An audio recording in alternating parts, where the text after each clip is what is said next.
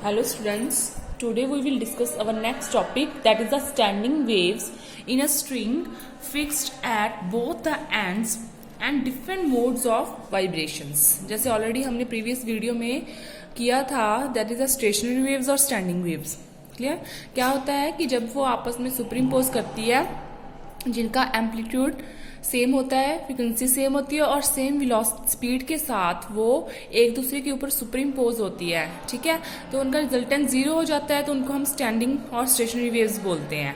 तो आज हम इस टॉपिक में स्टेशनरी और स्टैंडिंग वेव्स जो कि दोनों की जो स्ट्रिंग है, क्लियर, वो दोनों एंड जो हैं उसके फिक्स्ड हैं, क्लियर, और इसमें हम डिफरेंट मोड्स ऑफ वाइब्रेशंस करेंगे, यानी कि किसकी फ्रीक्वेंसी फाइंड आउट करेंगे. जैसे ये डायग्राम देखो आप, क्या है आपके पास, ये वेव है जिसके क्या है दोनों एंड जो है आपके फिक्स्ड है, क्लियर, दोनों एंड्स पे वो क्या है फिक्स्ड है, क्लियर. एक तरफ से हम उसको क्या कहेंगे कि एक तरफ से वेव मूव कर रही है और दूसरी तरफ से वो रिफ्लेक्ट बैक हो रही है, क्लियर. तो वो आप कोई भी मान सकते हो, चाहे ये एंड इनिशियल मान सकते हो, ओरिजिन मान सकते हो, चाहे ये एंड ओरिजिन मान सकते हो, ठीक है. तो इसमें मैंने कल आपको बताया था एंटी नोड्स और नोड्स के बारे में भी बताया था प्रीवियस वीडियो में, क्लियर, कि जहां पर जो आपका एम्पलीट्यूड है वो मिनिमम है और स्ट्रेन मैक्सिमम है, उनको नोड्स बोलते हैं, और जहां पर जो आपका एम्पलीट्यूड है वो मैक्सिमम है और स्ट्रेन जो है मिनिमम है, उसको आप एंटी नोड्स बोलते हो. इसमें नंबर ऑफ वाइब्रेशंस के अकॉर्डिंग उसमें नोड्स और एंटी नोड्स की वैल्यू आ जाती है, क्लियर. तो यही हम फाइंड आउट करेंगे कि कहाँ पर उसकी क्या वैल्यू आ रही है. अब सपोज करो जो फिक्स्ड एंड है आपका, इसकी लेंथ आप कैपिटल एल ले लो, ठीक है, तो उसके अकॉर्डिंग हम नंबर ऑफ ये वाइब्रेशंस निकालेंगे इसमें, ठीक है. तो स्टार्ट करते हैं हम टॉपिक के अकॉर्डिंग. अब यहाँ से देखो, स्टार्टिंग से हमारे पास क्या, कोई भी वेव इक्वेशन होती है जो उसकी क्या होती है आपके, अगर वो जो लेफ्ट से राइट जा रही होती है अलोंग द एक्स एक्सिस, तो वाई डैश की वैल्यू कितनी आ जाती है आपके पास, R sine 2 pi by lambda V T minus X. This is already you know that, clear. उसके बाद अगर अब हमने कंडीशन क्या लगा दी कि जो आपका राइट हैंड है, एक हैंड को आप फिक्स मान सकते हो, लेकिन दोनों ही फिक्स्ड हैं आपके पास, लेकिन एक तरफ से तो वेव मूव करेगी ना, तो एक जो राइट हैंड है आपका उसको हमने क्या कर लिया, फिक्स मान लिया, जो रिजिड बाउंड्री है, क्लियर. तो रीजन कहाँ से आ जाएगा हमारे पास, राइट फिक्स्ड हैंड से, एक्स जीरो की वैल्यू से.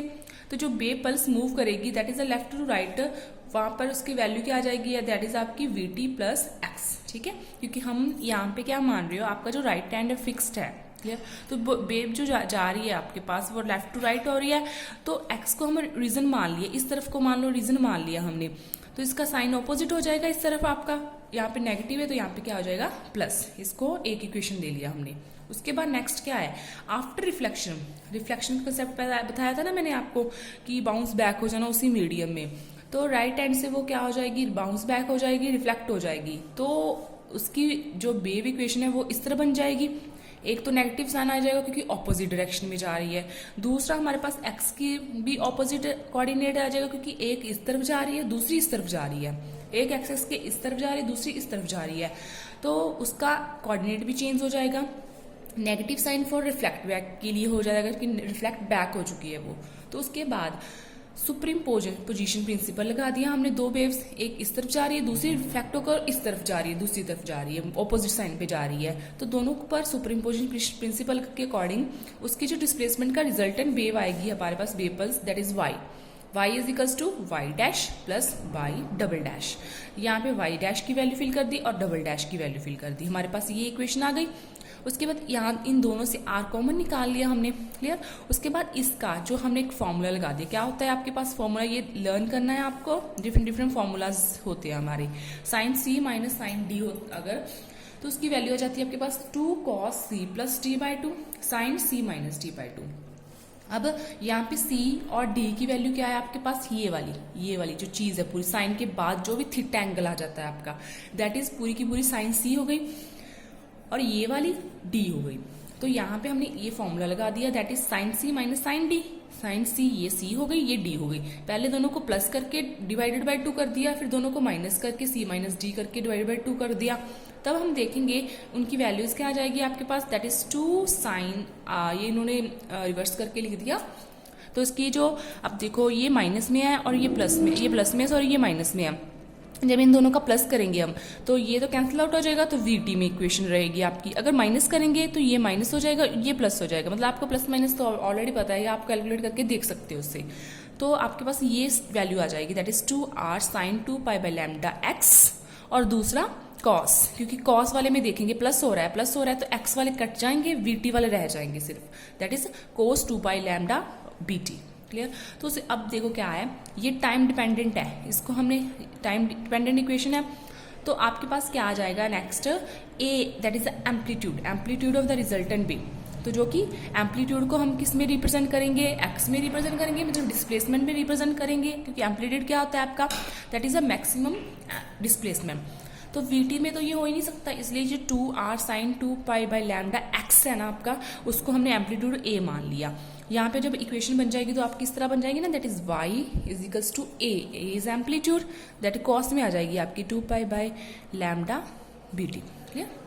अब देखो जो इसका मेन है वो ये वाली कंडीशंस है मेन, ये आपको अच्छी तरह से अंडरस्टैंड करनी है, जो कि क्योंकि ये इसी पर बेस है इसका। ठीक है, मतलब कि अगर आपको ये समझ में आ गया तो इट मीन्स आपको पूरा टॉपिक समझ में आ गया। इसके साथ और भी टॉपिक्स वो भी आपको इजीली अंडरस्टैंड हो जाएंगे। अब यहाँ पे इन्होंने देखो क्या किया हुआ है, अगर y की वैल्यू 0 है आपके पास, ठीक है, y की वैल्यू क्या है आपके पास 0 at x is equals to 0।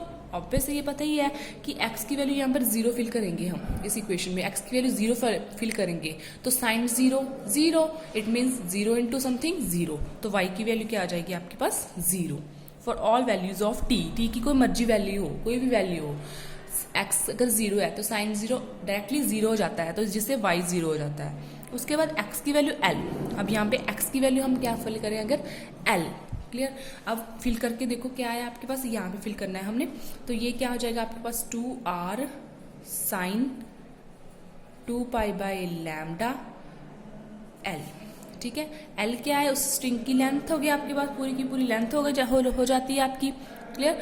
तो ये क्या, इसकी वैल्यू किसके इक्वल है, आपकी लेंथ जो है आपके पास, इसको हम लिख सकते हैं that is v into t, क्योंकि वी टी क्या होता है, velocity is equals to distance upon time. तो L की वैल्यू लिख सकते हैं v इंटू टी।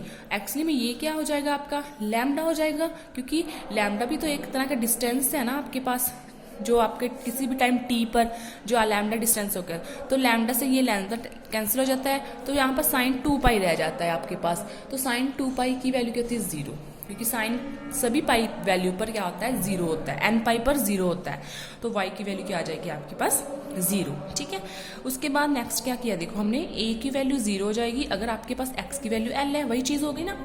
यहाँ पे देखो साइन की 2 पाई आ जाएगा ना, x की वैल्यू l फिल करेंगे हम तो साइन 2 पाई आएगा, साइन 2 पाई क्या होता है 0, इसलिए जो x की वैल्यू l पर a भी क्या हो जाएगा आपका, फिर उसके बाद ये देख लिया हमने, तो a भी क्या हो जाएगा आपका 0। ठीक है, उसके बाद अगर a 0 हो जाएगा तो ये वाली इक्वेशन भी आपकी क्या हो जाएगी 0, 2r उधर जाकर 0। अब देखो मैंने अभी बताया ना कि साइन 0 किस पर होता है हमारे पास, साइन की वैल्यू 0 सभी n पाई पर, n की वैल्यू 1 2 3, क्योंकि n पाई 2 फिल करेंगे तो 2 पाई हो जाएगा, 3 फिल करेंगे तो 3 पाई, मीन्स सभी n पाइस पर साइन की वैल्यू जो होती है वो 0 होती है। तो इसको हम ऐसे लिख सकते हैं दैट इज साइन n पाई। साइन से साइन कैंसिल आउट हो जाएगा, तो आपके पास क्या बचेगा 2 pi l upon lambda is equals to n pi. तो यहाँ से हमने l की वैल्यू निकाल ली, पाई से पाई कैंसिल हो जाएगा आपके पास, तो L की वैल्यू क्या आ जाएगी, लैम्डा उधर चला जाएगा, 2 नीचे आ जाएगा, तो L की वैल्यू क्या आ जाएगी आपके पास n लैम्डा बाय 2। n की वैल्यू क्या है आपके पास 1 2 3 up to corresponding mode of vibration. Clear, simple आपके पास L की वैल्यू आ गई ये कंडीशंस फिल करके। उसके बाद सिंपल है, कुछ नहीं है, उसके बाद हमने फर्स्ट मोड ऑफ वाइब्रेशन निकाले। फर्स्ट मोड ऑफ वाइब्रेशन ये हो गया आपका फर्स्ट मोड, एक ही मोड है यहाँ पे। ठीक है, तो यहाँ पे हमने L की वैल्यू, तो फर्स्ट मोड है मीन्स n की वैल्यू 1 होगी, क्योंकि L की वैल्यू क्या आई थी आपके पास n लैम्डा बाय 2, तो n की वैल्यू 1 फिल कर दी। फर्स्ट मोड है तो लैम्डा 1 लिख लिया दैट इज 2, तो L की वैल्यू क्या आ जाएगी आपके पास लैम्डा 1 बाय 2, मीन्स पूरी L की वैल्यू कितनी आ गई in terms of wavelength, that is lambda 1 by 2। उसके बाद हमने इसकी फ्रीक्वेंसी निकाली, फ्रीक्वेंसी और वेवलेंथ में रिलेशन पता है आपको, that is mu lambda is equals to velocity. Frequency 1 क्योंकि वेलोसिटी सेम है, मीडियम सेम है, चाहे रिफ्लेक्ट हो रही है चाहे जा रहे हैं, क्योंकि यहाँ पर पूरा मीडियम सेम है, चाहे वो वन मोड ऑफ वाइब्रेशन है चाहे सेकंड मोड ऑफ वाइब्रेशन, तीनों के लिए देखो वेलोसिटी जो होगी सेम होगी, क्योंकि मीडियम सेम होगा। अगर मीडियम सेम है तीनों का तो इट मीन्स उसकी वेलोसिटी भी क्या होगी, सेम। नंबर ऑफ मोड्स और वेवलेंथ डिफरेंट हो सकती है, इसलिए यहाँ पे μ1 की वैल्यू निकाली, दैट इज v अपॉन λ1 की वैल्यू अभी हमने यहाँ से निकाली, दैट इज 2l। क्लियर। उसके बाद हमने velocity that is it is called a fundamental frequency और the pitch of the tone, और जहाँ फिर कह सकते हैं हम फर्स्ट हार्मोनिक। क्लियर। उसके बाद हमने वेलोसिटी आपको पता है दैट इज √T/m, तो वेलोसिटी की वैल्यू फिल कर दी, आपके पास ये चीज़ आ गई फ्रीक्वेंसी की वैल्यू। सिमिलरली फॉर सेकंड, वो अपने आप कर लोगे ना इजीली, बिल्कुल आप प्रैक्टिस करके देखो। सेकंड मोड ऑफ वाइब्रेशन के लिए हमने हमारे पास 2 वैल्यू फिल कर दी, उसके लिए हमने म्यू निकाल लिया अप टू n वैल्यूज़ के लिए। आप देखते हो इस पूरे पेज पर यही वैल्यूज़ फाइंड आउट की गई है, n की डिफरेंट वैल्यूज़ के लिए हमने number of modes of vibrations निकाले हैं। क्लियर। अब इसमें कोई भी डाउट हो तो आप कभी भी पूछ सकते हो, आप एक बार ओवरव्यू देख लो कितना है या एंड तक, ठीक है। तो नंबर ऑफ मोड्स के लिए हमने n1/1/2 और nth हार्मोनिक कह सकते हैं, जैसे इसको फर्स्ट हार्मोनिक कहा, इसको nth हार्मोनिक कह दिया फॉर n वैल्यूज़ के लिए। उसके बाद देखो जो सेकंड टॉपिक है उसमें जो स्टैंडिंग वेव्स है in a pipe closed at one end, जो जैसे वो था दोनों एंड से फिक्स्ड था। अब जो सेकंड टॉपिक है ये वाला, उसमें क्या है आप कि एक एंड क्लोज्ड है और दूसरा आपका ओपन है, इसके लिए हमने number of modes of vibration निकालना है। तो ये डायग्राम देख सकते हो जैसे सिंपल, उसमें दोनों फिक्स्ड है, इसमें हम एक पाइप है, पाइप ले ली, ये देखो पाइप है ना, पूरी बाउंड्री बना रखी है, उसमें तो सिर्फ फिक्स्ड एंड थे फर्स्ट केस में, इसमें पाइप है जिसका एक एंड क्लोज्ड है और दूसरा ओपन है। ठीक है, देखो फर्क डिफरेंस कुछ भी नहीं है, इन 3 टॉपिक करवाऊंगी, एक करवा चुकी हूँ, सेकंड ये वाला है, इन तीनों में कोई डिफरेंस नहीं है, सिर्फ कंडीशंस का फर्क होगा, क्योंकि उसमें हमने दोनों एंड फिक्स लिए थे, इसमें हमने पाइप ले ली और जिसका एक एंड जो क्लोज्ड है और दूसरा ओपन है। इसमें आपके देखो ये सारा सेम रहेगा, रिफ्लेक्ट बैक हो गई, उसके बाद ये इक्वेशन आ गई जो जैसे फर्स्ट में किया था हमने, उसके बाद सिर्फ ये कंडीशंस का डिफरेंस है देखो, क्योंकि इसका एक एंड क्लोज है और दूसरा ओपन है, तो x की वैल्यू जिस पर हमने फिक्स्ड एंड लिया तो उसके पर x की वैल्यू 0 है, तो ऑब्वियस है इसके अकॉर्डिंग y की वैल्यू क्या हो जाएगी आपके पास 0। ठीक है, अब x की वैल्यू l है, x की वैल्यू l मीन्स y की वैल्यू क्या हो जाएगी, मैक्सिमम हो जाएगी, क्योंकि आपका जो देखो अब यहाँ पे देखो कंडीशन जो सेकंड है, इसका ये वाला x की वैल्यू 0, जिसको फिक्स्ड है उसको हमने x 0 ले लिया, मतलब ओरिजिन मान के चले। ठीक है, दूसरे पर x की वैल्यू l की वैल्यू अब कुछ भी हो सकती है आपके पास, ये मैक्सिमम वैल्यू चली जाएगी यहाँ तक, क्योंकि जो वेव है वो बाहर कहीं भी जाकर वो रिफ्लेक्ट बैक होकर एक दूसरे के साथ सुपरिम्पोज हो जाती है। ठीक है, तो x की वैल्यू l पर जो y की वैल्यू हो जाएगी वो क्या हो जाएगी, मैक्सिमम। ठीक है, इस तरह ये कंडीशन फिल कर हम l की वैल्यू निकाल लेंगे, सिंपल। ठीक है, एक बार ओवरव्यू देख लो, बिल्कुल ईजी है, बस इन कंडीशंस का फर्क है फॉर सेकंड केस के लिए। देख लो पूरी वही चीज निकाली है सारा, उसके बाद हमने फ्रीक्वेंसी निकाल ली। ठीक है, देख लो एक बार पूरा टॉपिक, ये डायग्राम्स वही सेम चीज रही है आपके पास, फर्क डिफरेंस किसका है, सिर्फ एक फिक्स्ड एंड और दूसरा क्लोज है। अब थर्ड में देखो, थर्ड में क्या है कि जो पाइप है वो ओपन है बोथ हैंड से, जैसे ये देखो।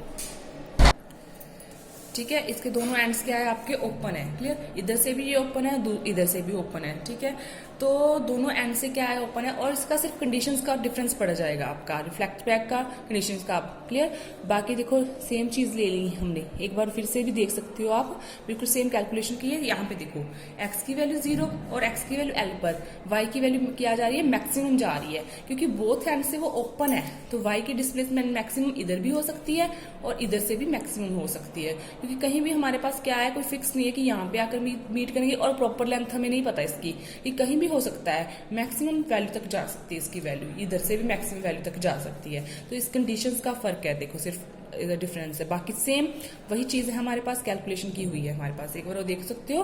क्लियर, और इसी के साथ हमारा जो 10th चैप्टर है वो एंड होता है, और नेक्स्ट हम स्टार्ट करेंगे अपना 7th चैप्टर। क्लियर, अगर आपको मेरी वीडियोस अच्छी लगी हो तो please subscribe and like my YouTube channel, और इसमें कोई भी डाउट हो तो आप कमेंट सेक्शन में डाल सकते हो। देख लो एक बार पूरा ओवरव्यू। तो यहाँ तक उन्होंने nth मोड तक हमारे पास क्या है, वैल्यूज निकाली हुई है आपकी यहाँ तक। ठीक है, देख लेते हो। Okay, thank you.